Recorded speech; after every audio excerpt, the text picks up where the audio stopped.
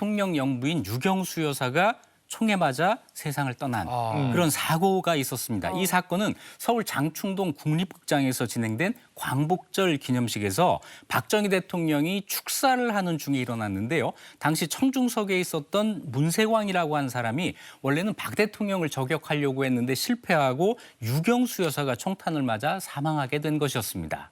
이날은 광복절 기념식이 있는 날이었기 때문에 저게 또 지금도 그렇지만 그때도 전국에 생방송으로 중계가 되고 있었거든요. 네. 그래서 이 광경을 가족들이 목격을 했단 말이에요. 그렇죠. 뭐 가족들뿐만 아니라 영부인 사망하는 모습을 모든 국민들이 이제 보게 된 거니까 나라 자체가 굉장히 혼란스러웠을 것 같은데 이 사건의 범인 방금 말씀하신 문세광 어떤 인물이었고 또 왜 이런 일을 했을까요? 네, 당시 수사 기록에 따르면 범인 문세광은 그때 나이가 23살, 제1교포 2세였는데요. 조총련, 이 조총련은 일본에 살고 있는 한국 사람들 가운데 북한을 국적으로 선택한 사람들이 만든 단체죠. 제1조선인 총연합회라고 한 단체인데 여기에 포섭이 돼가지고 당시 박정희 대통령을 저격하라는 북한의 지령을 받게 됩니다. 그래서 일본의 한 파출소에서 권총을 훔치고 위조 여권으로 국내에 들어오게 됐어요. 아니 근데 이게 그 대통령 행사장이면은 경호가 엄청나게 사무했을 거란 말이에요. 근데 그렇죠. 어떻게 문세가 이렇게 쉽게 들어갔을까요? 맞아요. 금속 탐지는 기본인데 이걸 뚫고 권총을 들고 행사장에 들어간 겁니다. 당시 문세광은 초청장이 없었는데 호텔 택시를 잡아 타가지고 가면서 기사한테 10,000원을 주면서 내릴 때 나를 아주 정중하게 안내해달라 이렇게 부탁을 했다는 거예요. 그러니까 운전기사가 이제 아주 VIP처럼 대우를 했겠죠. 그러면서 출입객이 적은 남측 통행문으로 가서 일본어를 계속 이야기를 해요. 그러니까 일본에서 온 귀빈이구나 이렇게 생각을 해가지고 검문을 쉽게 통과를 했다고 합니다. 예. 자, 그 후에 있었던 피격 순간 화면으로 함께 보실까요? 네. 예, 이제 입장하죠. 대통령 그리고 유경수 여사 입장을 하고요. 조장면인데 오. 예, 저희 경호실장이 일어나서 권총을 쏘게 되는 거죠. 네, 예, 이제 바로 잡혔죠. 이미 네, 그렇죠.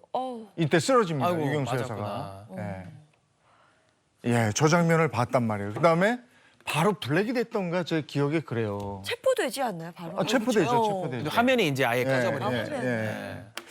대통령은 연단으로 몸을 숙였고 그다음에 유경수 여사가 쓰러지고 저기서 저 경호실장이 총을 쏘고 막 이런 장면들이 있었어요. 네.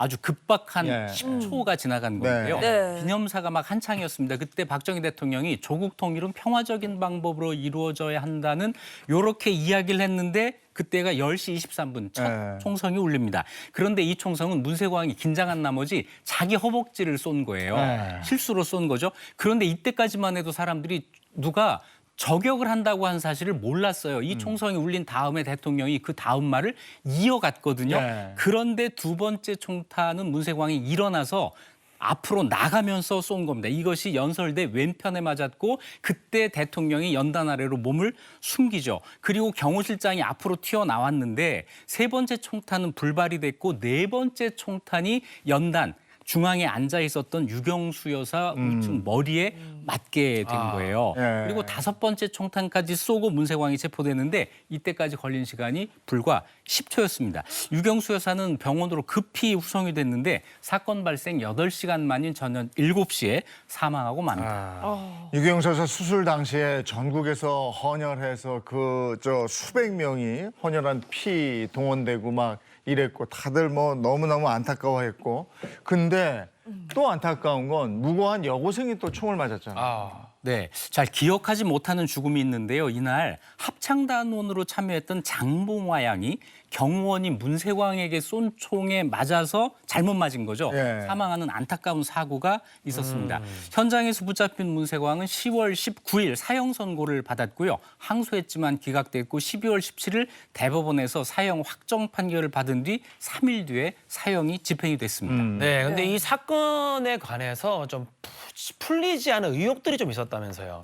네, 너무 이해가 되지 않는 내용이 많은 거예요. 그 총을 가지고 어떻게 들어갔을까 네. 해가지고 더군다나 이 총격 사건의 실체를 밝히려면 총알과 탄흔을 대줘야 되는데 유경수 여사가 맞은 그 총알에 대해서는 그런 검사가 제대로 이루어지지 않았다라고 하는 게 이 의문의 출발이 됩니다. 하지만 더 이상 밝혀진 사실이 없이 이 사건은 역사 속으로 묻히게 됐습니다.